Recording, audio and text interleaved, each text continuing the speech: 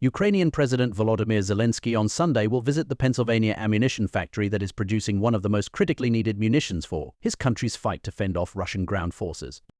He is expected to go to the Scranton Army ammunition plant to kick off a busy week in the United States, shoring up support for Ukraine in the war. According to two U.S. officials, and a third familiar with Zelensky's schedule, who spoke on the condition of anonymity to provide details that were not yet public. He also will address the UN General Assembly annual gathering in New York and travel to Washington for talks on Thursday with President Joe Biden, Vice President Kamala Harris. The Scranton plant is one of the few facilities in the country to manufacture 155 mm artillery shells. They are used in howitzer systems, which are towed large guns with long barrels that can fire at various angles. Howitzers can strike targets up to 15 miles to 20 miles, 24 kilometers to 32 kilometers away, and are highly valued by ground forces to take out enemy targets from a protected distance. Ukraine has already received more than 3 million of the 155 mm shells from the US. With the war now well into its third year, Zelensky has been pushing the US for permission to use longer-range missile systems to fire deeper inside of Russia.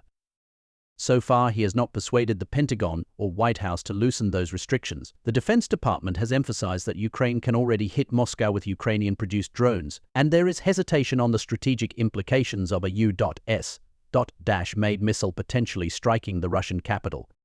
Russian President Vladimir Putin has warned that Russia would be at war with the United States and its NATO allies if they allow Ukraine to use the long-range weapons. At one point in the war, Ukraine was firing between 6,000 and 8,000 of the 155 mm shells per day. That rate started to deplete U.S. stockpiles and drew concern that the level on hand was not enough to sustain U.S. military needs if another major conventional war broke out, such as in a potential conflict over Taiwan. In response, the U.S. has invested in restarting production lines and is now manufacturing more than 40,000 155 mm rounds a month, with plans to hit 100,000 rounds a month. During his visit, Zelensky is expected to meet and thank workers who have increased production of the 155 mm rounds over the past year. Two of the Pentagon leaders who have pushed that increased production through, Doug Bush, Assistant Secretary of the Army for Acquisition, Logistics and Technology, and Bill LaPlante, the Pentagon's top weapons buyer, are also expected to join Zelensky at the plant, as is Gov. Josh Shapiro, DPA.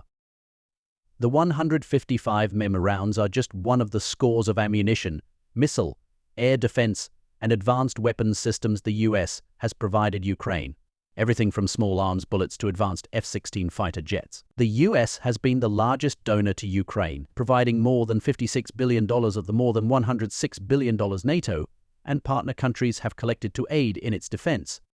Even though Ukraine is not a member of NATO, commitment to its defense is seen by many of the European nations as a must to keep Putin from further military aggression that could threaten bordering NATO member countries and result in a much larger conflict.